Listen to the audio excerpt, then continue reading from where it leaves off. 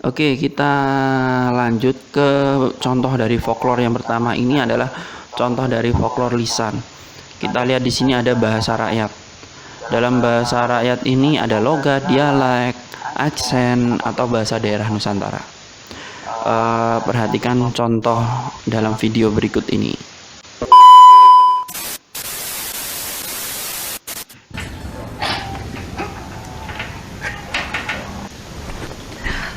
Ya kan, kan mau emangnya kalian pagar imah batu ruwah ke era. Iya, orang rek ngecek pulsa.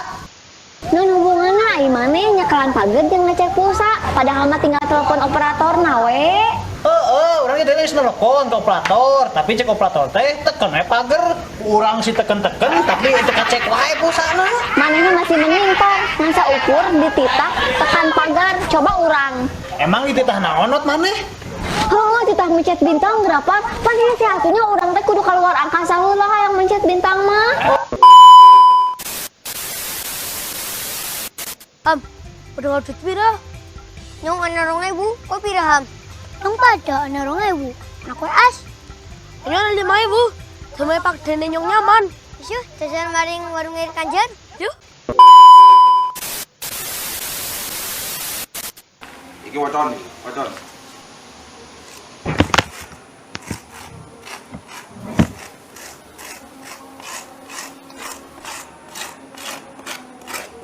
Ayo wacon. Apa iki wacane? Tapi kudu diajase. Iya wis edan wis ade wis. S E S S Yo. L A La M A Ma Atelite Dadi waca. Sate.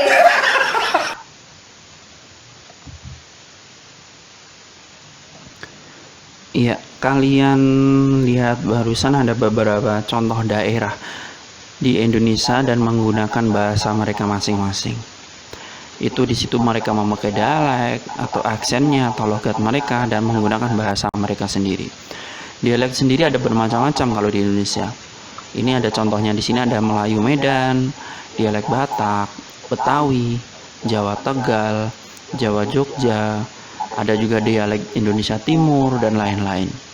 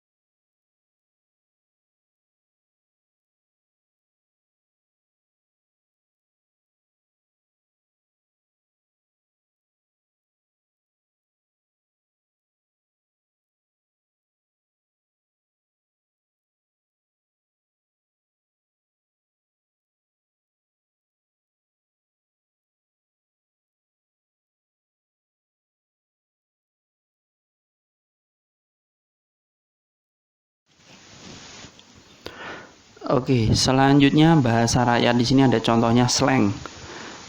Slang di sini merupakan kosakata ataupun idiom suatu kolektif tertentu. Jadi bahasa gaul dari suatu daerah tertentu atau kolektif. Kolektif di sini adalah kumpulan orang tertentu. Contohnya di sini adalah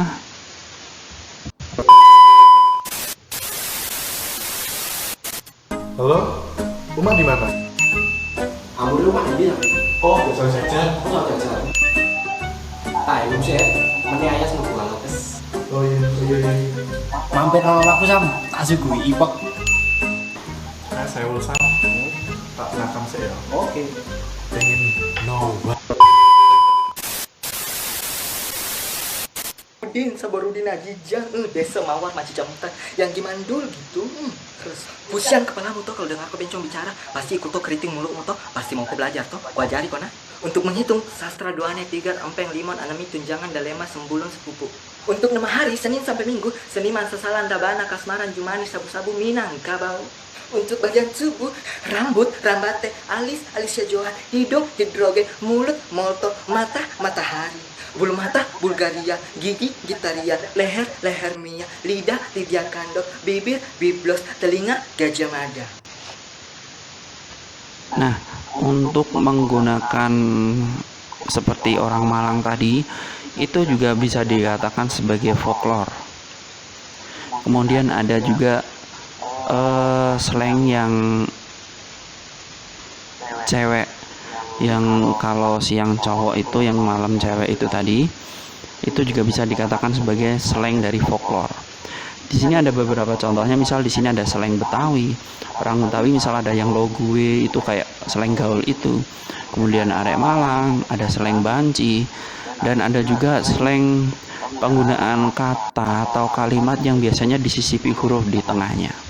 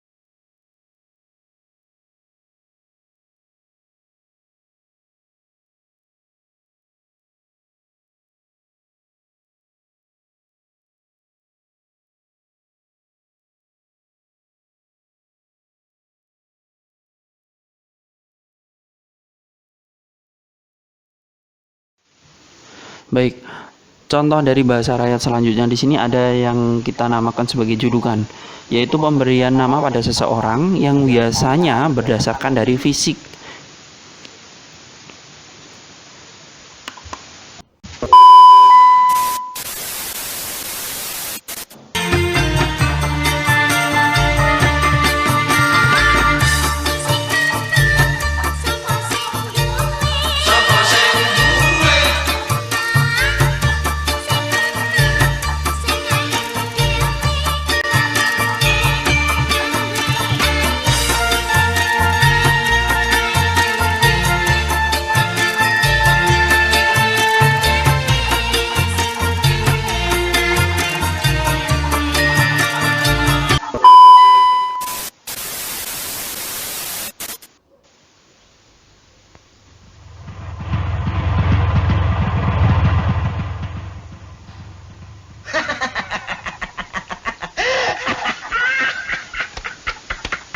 Ada apa ketawa?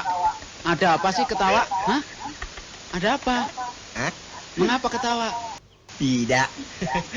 Melihat tentang kau, aku teringat sebuah kendaraan umum. Ya, orang bilang tampang saya memang mirip Mercy Tiger. Mercy Tiger, muka lo kayak kendaraan roda 3, bemo yang jalannya udah krek. Nah, berdasarkan video contoh tadi, pemberian nama atau julukan itu berdasarkan fisik seperti itu tadi. Jadi fisiknya bagaimana biasanya dipakai julukan. Nah, walaupun saat ini penggunaan julukan seperti itu nanti jadi body shaming, sebenarnya hal ini tuh sudah ada sejak dahulu. Jadi itu semacam julukan saja. Jadi pemberian julukan ini bisa berdasarkan darah keluarganya, atau mungkin berdasarkan fisik dan lain sebagainya.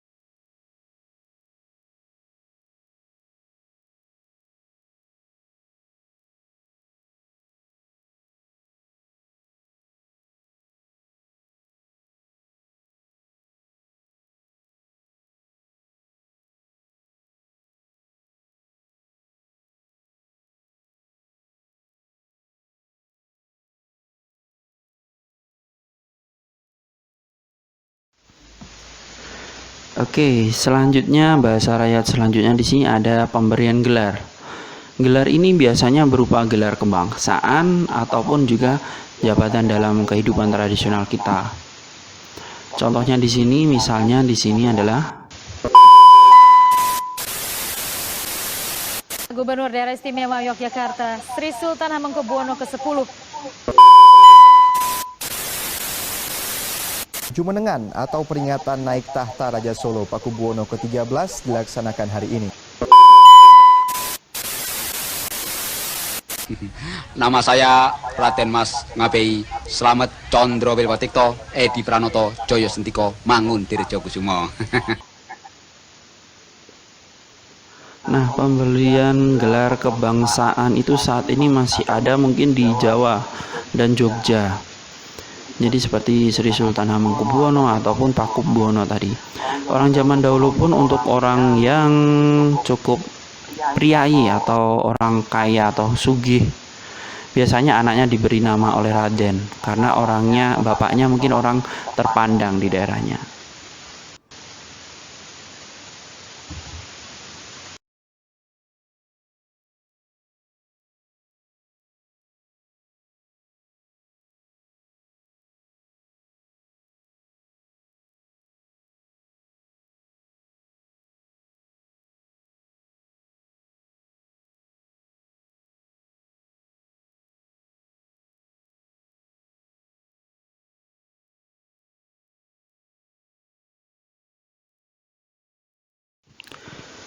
Oke, selanjutnya contoh bahasa rakyat di sini ada bahasa bertingkat. Beberapa daerah di Indonesia mempunyai bahasa bertingkat untuk bercakap-cakap dalam konteks tertentu. Jadi terutama di daerah Jawa itu biasanya ada bahasa bertingkat, ada yang namanya kromo, ngoko, kromo inggil dan sebagainya. Berikut contohnya misal di video ya. Mugi rahayu ingkang sami pinanggi. Rahayu ingkang rahayu ing budi tuwin. Rahayu sagung dumadi. Kawula nuwun. Kula mboten saged matur kathah-kathah sarta ngrunci basa ingkang sae.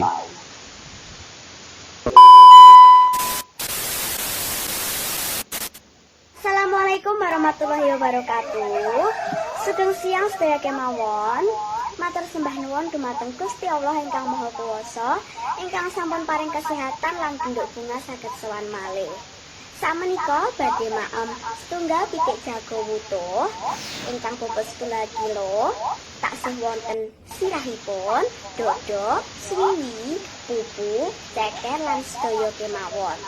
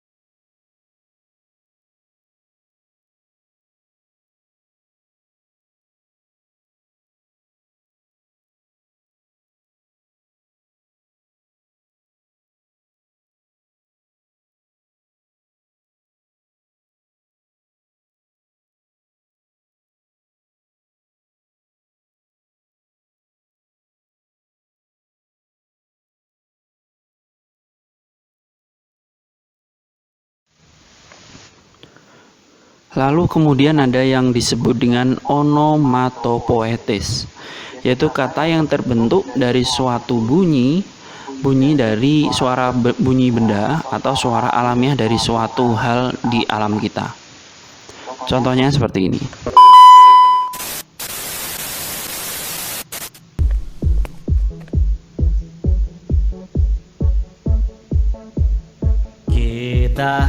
ini orang greget.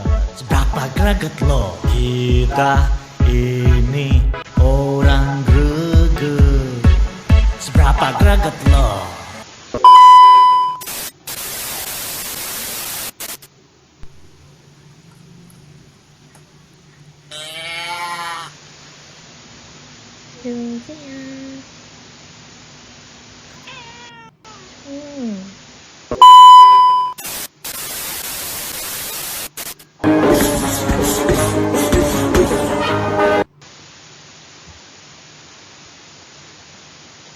Nah, untuk contoh pertama tadi ada greget.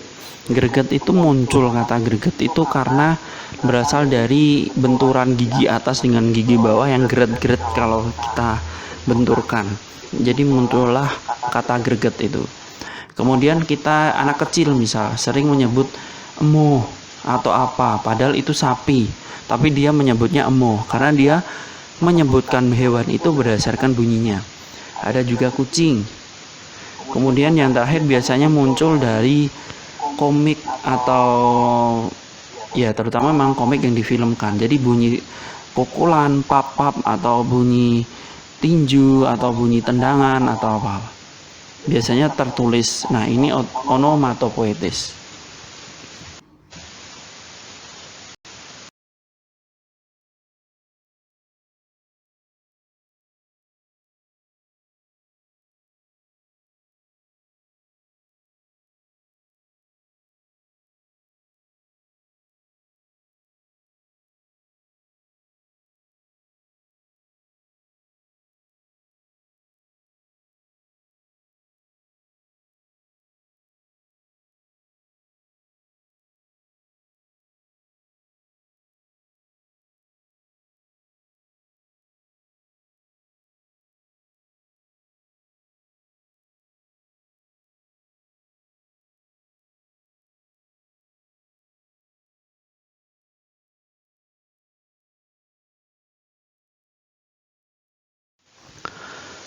Selanjutnya ada onomastis, nama tradisional jalan atau tempat-tempat tertentu yang memiliki legenda sebagai sejarah terbentuknya.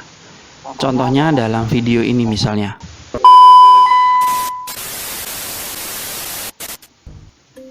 Pada hari itu ada 3 kesalahan, yaitu: pertama, Adipati tidak bisa menasehati istrinya.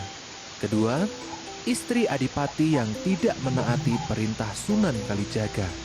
Ketiga, 3 rampok yang melakukan kejahatan. Maka, Sunan Kalijaga menyebut daerah itu dengan nama Salatiga, yang kemudian dikenal dengan Salatiga.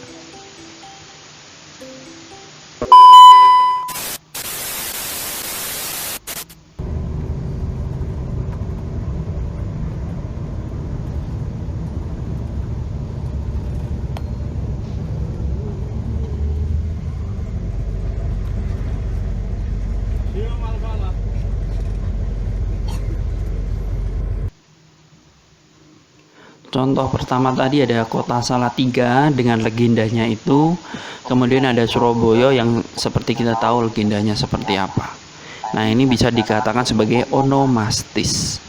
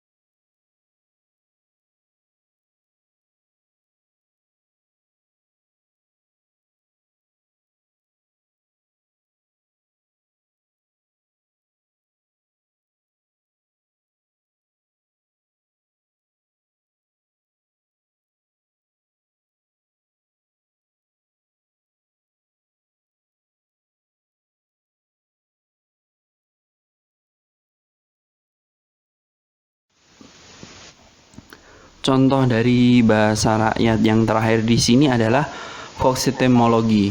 Jadi etimologi rakyat atau kerata bahasa, kalau bahasa Jawanya krotoboso, yang diartikan memberikan arti kata atau mencari asal-usul suatu kata dengan cara melihat hubungan kedua kata tersebut. Contohnya dalam video ini.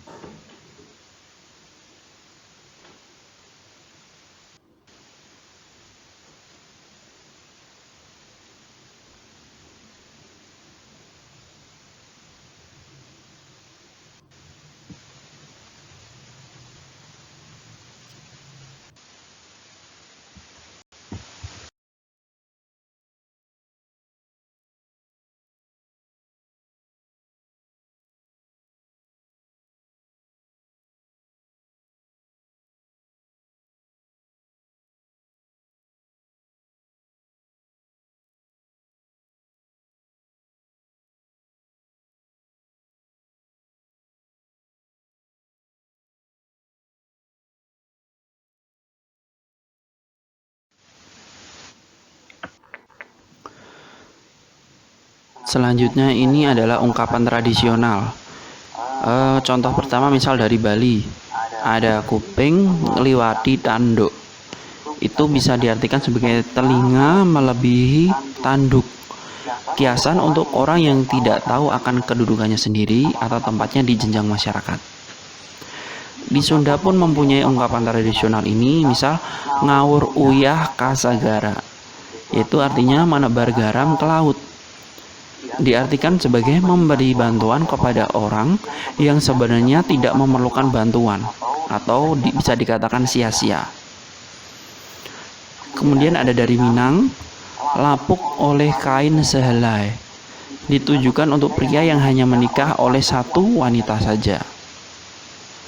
Kemudian ada Makassar, angulumi naung batu, lomboa nanggulung naik batu-batu cak dia. Batu besar sudah bergulir ke bawah, sedangkan batu kecil bergulir ke atas. Ini ditujukan untuk orang-orang yang berpangkat atau berpengaruh telah kehilangan wibawanya dan pengaruhnya juga. Sementara orang kecil mungkin karena faktor tertentu sehingga dia muncul ke permukaan atau menggantikan wibawa dari orang-orang yang berpangkat itu tadi.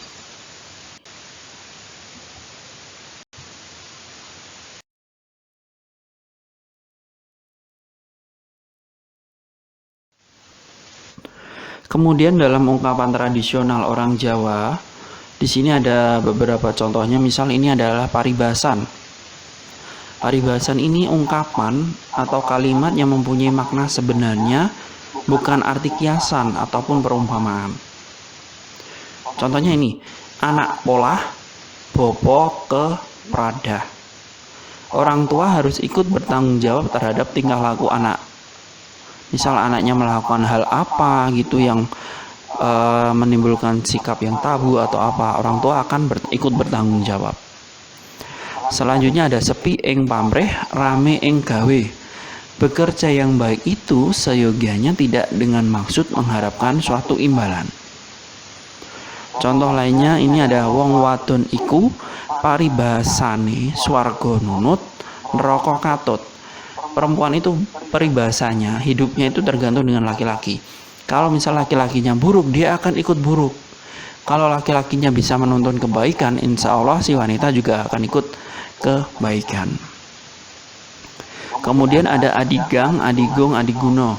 Orang yang selalu mengandalkan kekuatan, keluhuran, dan kepandaiannya. Biasanya digunakan untuk hal yang tidak baik. Nah, contoh video ini misalnya.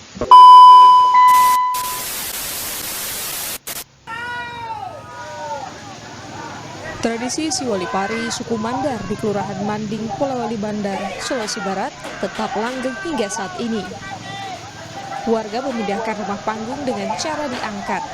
Meski cukup berat dan menguras tenaga, tidak sampai 2 jam, rumah panggung ini pun akhirnya berada di lokasi yang baru.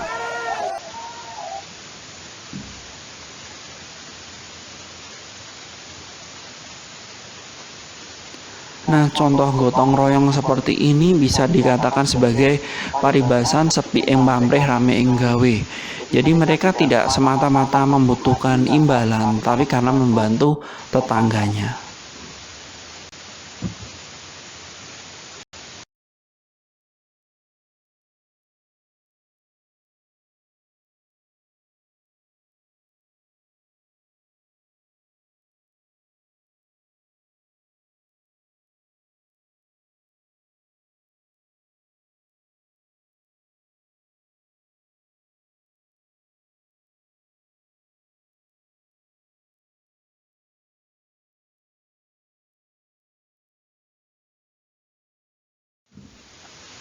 Lalu di Jawa lagi ungkapan tradisional ini ada yang dikatakan dengan bebasan. Bebasan ini ungkapan atau kalimat tetap berisi arti kiasan yang diumpamakan keadaan atau tingkah laku dari seseorang maksud saya. Contohnya seperti ini. Ngutuk lor kena kidul. Orang yang menyatakan sesuatu tapi tidak berterus terang, jadi dengan cara menyindir. Kemudian ada nututi layangan pedot, mengusahakan kembalinya sesuatu yang sepele yang telah hilang, walau bertemu manfaatnya tidak besar lagi. Misalnya mungkin mantan itu seperti nututi layangan pedot. Wes mantan mbok kudak-kudak meneh, mending ora usah rek. Kemudian ada madu balung tanpa isi, berebut hal sepele yang tidak banyak manfaatnya. Kemudian ada juga diwenehi ati ngerogoh rempelo. Sudah diberi hal yang mengenakkan, menyenangkan, tetapi masih kurang dan minta hal yang lebih. Ini kodrat manusia mungkin ya. Contoh videonya seperti ini. Halo, Dek. Tanganku karo kowe iki tak ibaratke ambekan. Ora iso tak tahan. Jika mau tak tahan 3 menit ngono wae, aku mesti mati.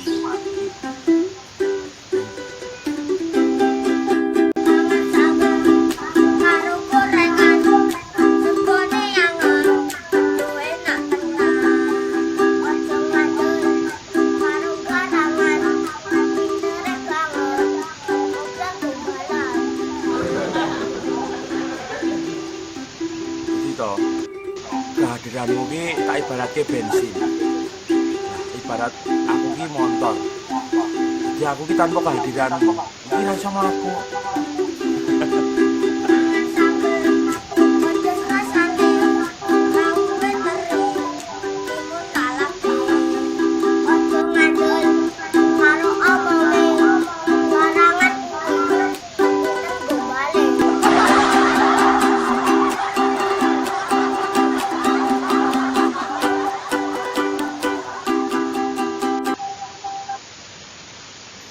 Nah, contoh dari video ini itu salah satu bebasan yang dikatakan ngutuk lor kena kidul. Niatnya sih nyanyi biasa, ternyata ujung-ujungnya nyindir juga ke si garangan tadi yang sedang gombalin pacarnya.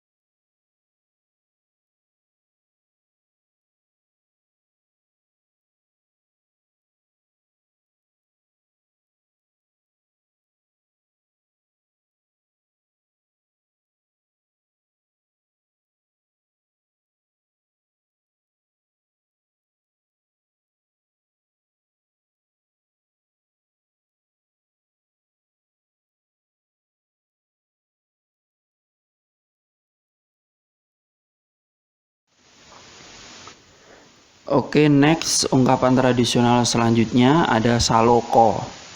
Ini ungkapan atau kalimat tetap mengandung arti khasan, sedang yang diumpamakan ialah orang dan perwatakannya. Contohnya di sini kebo nusu gudel. Gudel itu dalam bahasa Jawa itu anaknya dari kebo. Jadi bisa diartikan orang tua yang minta diajari atau minta bantuan kepada yang lebih muda. Kemudian ada gajah ngidak rapah, orang yang melanggar aturannya sendiri atau perbuatannya tidak sesuai dengan ucapannya. Jadi misal punya aturan dalam hidupnya sendiri tapi dia langgar sendiri. Kalau dalam bahasa Indonesia ada yang mengatakan menelan ludah sendiri, seperti itu. Kemudian ada timun wungkuk jogo imbuh, orang bodoh atau rendahan yang dimanfaatkan kalau dibutuhkan saja atau hanya sebagai cadangan. Jadi biasanya mereka dianggap sepele dan tidak diperhitungkan oleh orang yang menganggapnya tadi. Kemudian ada cebol nggayuh lintang, orang miskin atau derajat rendah yang mempunyai keinginan yang tidak mungkin terwujud. Contoh dalam video ini contohnya seperti ini.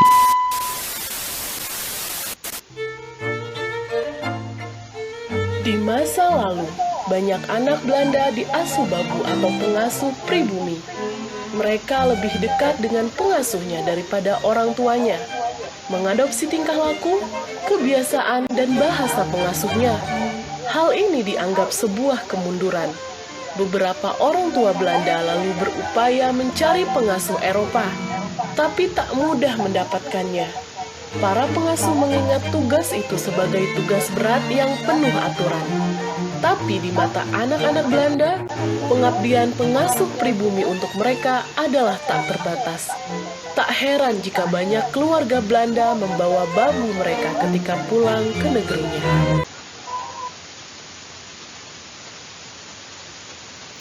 Dalam video ini bisa dikatakan saloko timun wungkuk jogo imbuh.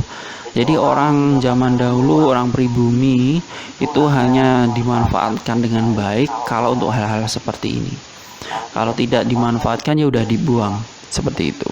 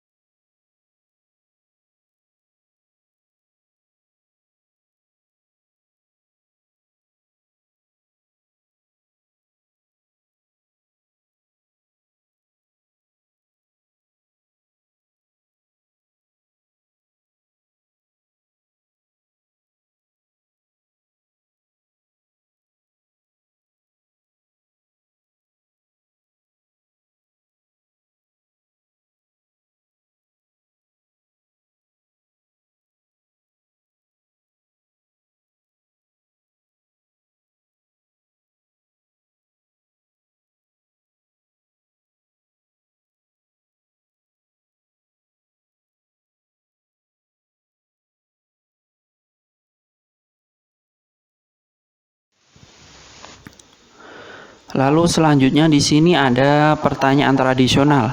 Tadi sudah ada bahasa, ungkapan tradisional, sekarang ini pertanyaan tradisional. Pertanyaan tradisional di Indonesia lebih terkenal dengan nama teka-teki, yaitu pertanyaan yang bersifat tradisional dan mempunyai jawaban yang tradisional pula. Seorang ahli folklore Amerika Serikat dalam bukunya English Riddle from Oral Tradition tahun 1951 membedakan teka-teki dalam dua golongan umum. Dia menyebutkan di sini ada teka-teki sesungguhnya dan juga teka-teki dalam bentuk lain. Bentuk lainnya itu ada beberapa macam. Nah, teka-teki sesungguhnya biasanya antara jawaban dan pertanyaannya ini bersifat umum dan real, namun biasanya bertolak belakang atau berlawanan. Kalau teka-teki dalam bentuk lain di sini ada 5 contohnya, yaitu teka-teki yang bentuknya cerdik, ada permainan kata, ada juga yang bersifat permasalahan, ada juga yang bersifat perangkap, dan yang kelima ini yang terakhir adalah pertanyaan yang bernada lelucon atau guyonan.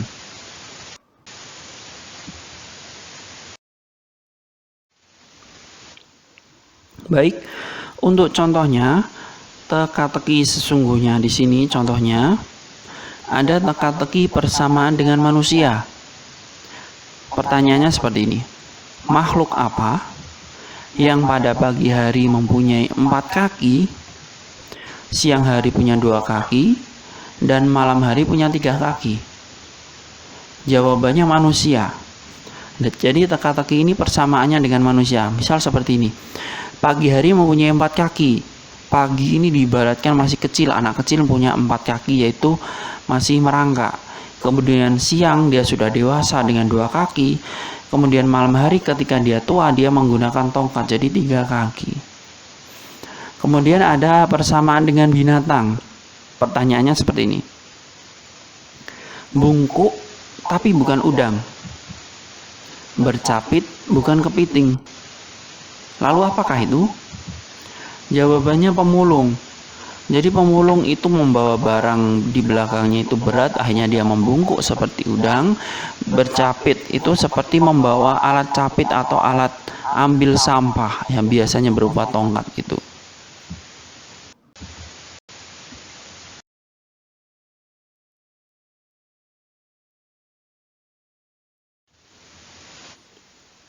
Selanjutnya teka-teki sesungguhnya ini teka-teki persamaan dengan tanaman. Pertanyaannya contohnya seperti ini. Jagung apa yang makan jagung di Cipanas? Jawabannya adalah Jaksa Agung makan jagung di Cipanas. Jaksa Agung, jagung itu singkatan. Kemudian ada teka-teki persamaan dengan benda. Contohnya seperti ini. Emas. Emas apa yang banyak diekspor ke Lampung? Jadi ada emas diekspor ke Lampung. Jawabannya adalah emas Jawa. Dimaksud emas Jawa di sini dulu adalah zaman transmigrasi orang-orang Jawa yang ditransmigrasikan ke Lampung dan terutama di Sumatera dan Kalimantan.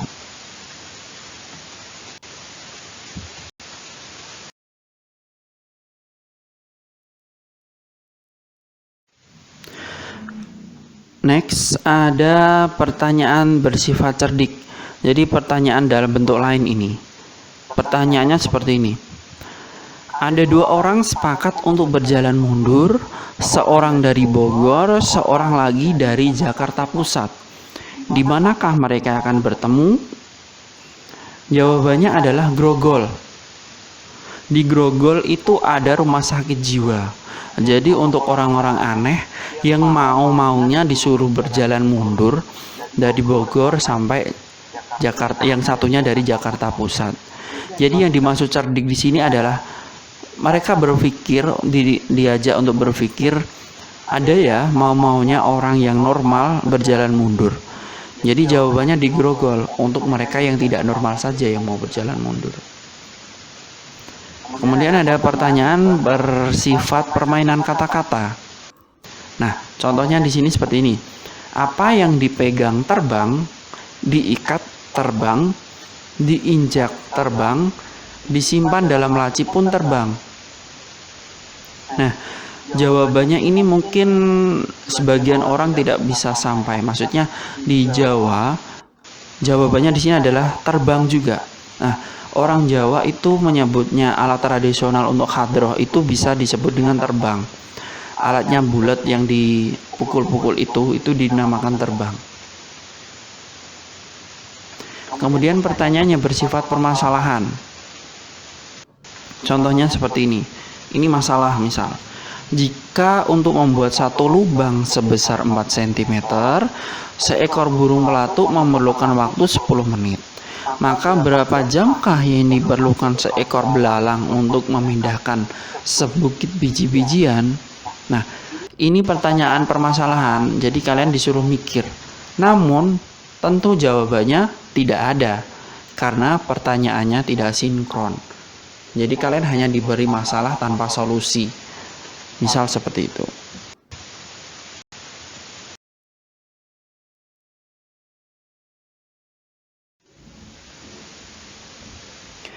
Kemudian pertanyaan selanjutnya ini adalah pertanyaan perangkap. Ini contohnya. Jadi contohnya seperti ini.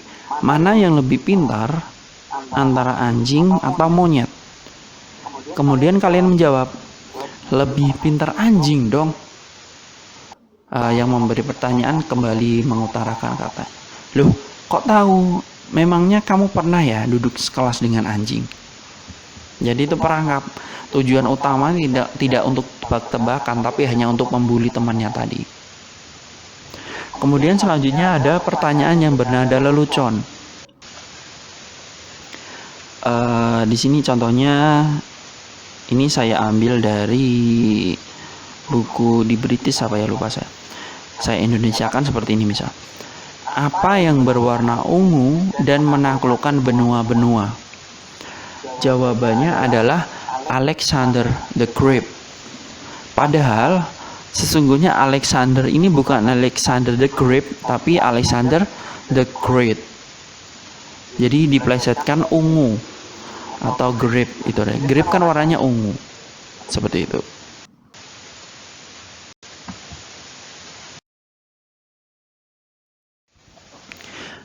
Baik, yang terakhir di sini ada pertanyaan tradisional di Jawa yang biasa disebut dengan cangkriman. Yang pertama ini awujud tembang wancahan atau tugelan. Maksudnya bentuknya pecah-pecahan atau singkatan atau mungkin patahan kata-kata. Ada yang dikatakan seperti ini misalnya, Pak boletus, Pak boletus, tepak kebo lelene 100. Nah, maksudnya apa di sini? Ketika ada hewan kerbau di tempat becek dahulu, itu pasti akan meninggalkan jejak. Tanahnya akan berlubang, dan ketika ada hujan, di situ akan tergenang. Seperti seolah-olah itu adalah tampungan untuk tampungan untuk ikan, kolam ikan. Kemudian ada wiwowite les badongi karwo pete. Uwi dawa wite tales ombo godhonge cikar dawa tipete. Kalau dalam bahasa Indonesia, uwi dawa wite itu berarti pohon talas itu panjang pohonnya, tangkainya panjang. Tales ombo godhonge, tanaman talas itu daunnya lebar. Cikar dawa tipete, cikar itu seperti andong atau dokar, tapi biasanya ditarik oleh sapi kalau cikar ini. Dawa tipete itu maksudnya bekas dari lewatan dari cikar itu tadi. Nah, pertanyaan-pertanyaan selanjutnya ini ada awujud pepindan. Kalimatnya merupakan persamaan dengan benda lain. Maka siapapun yang diajak cangkriman harus tahu kiranya perumpamaan apakah itu. Misal pertanyaan seperti ini. Silahkan tebak. Sego sak kepal dirubung tinggi. Nasi satu kepal dikerubutin sama hewan tinggi. Tinggi itu kalau orang zaman sekarang mungkin tidak tahu, kalau orang zaman dahulu pasti tahu. Tinggi itu biasanya hewan kecil-kecil yang menggigit di kasur yang tidak pernah dijemur. Nah, sego sak kepal dirubung tinggi itu salak.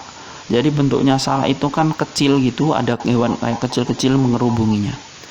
Kemudian anake diidak-idak, emboke dielus-elus. Jawabannya tangga. Kenapa? Ketika kalian naik tangga ada 2 bilar besar, itu kan kalian pasti memeganginya. Kemudian ada yang kecil-kecil kalian injek-injek. Itu maksudnya. Kemudian ada emboke udo, anaknya tapehan. Mamahnya, ibunya itu pakai baju. Mamahnya itu tidak pakai baju, anaknya pakai baju. Jawabannya pohon bambu. Bambu ketika kecil itu pasti akan tertutup oleh lapisannya itu. Nah, itu seolah-olah anaknya itu pakai baju. Ketika dia sudah besar, lapisan dari penutup itu tadi akan hilang. Jadi diibaratkan emboke udo, anaknya tapihan. Kemudian yang terakhir ada ngemu suroso blenderan. Teka-teki ini untuk permainan belaka, untuk berseloroh atau bergurau. Jadi menebaknya juga harus hati-hati sebab bisa ditertawakan oleh orang. Nah, pertanyaannya misal seperti ini. Punapa bedane tiang listrik lan tiang jaler? Tiang listrik nika saged madangi, yen tiang jaler saged metengi. Nah, Kalau orang Jawa pasti paham banget. Kalau orang luar Jawa saya artikan seperti ini. Apa bedanya tiang listrik dengan tiang jaler? Nah, tiang jaler ini, tiang itu dalam bahasa Indonesia artinya orang. Tiang dalam bahasa bahasa Indonesia itu artinya orang. Jaler dalam bahasa Indonesia artinya laki-laki. Lalu apa bedanya tiang listrik dengan tiang jaler? Apa bedanya tiang? Tiang itu kan tiang orang Indonesia biasa lah. Kemudian kalau diartikan di sini tiang listrik itu dapat menerangkan, sedangkan orang laki-laki di sini bisa metengi. Metengi itu dalam bahasa Indonesia itu menghamili.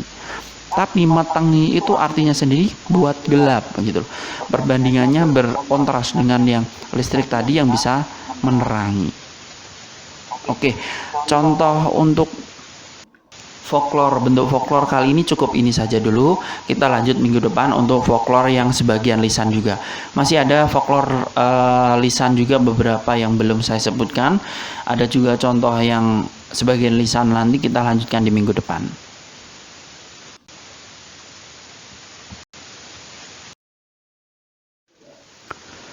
Oke, thank you guys. See you next week. Wassalamualaikum warahmatullahi wabarakatuh.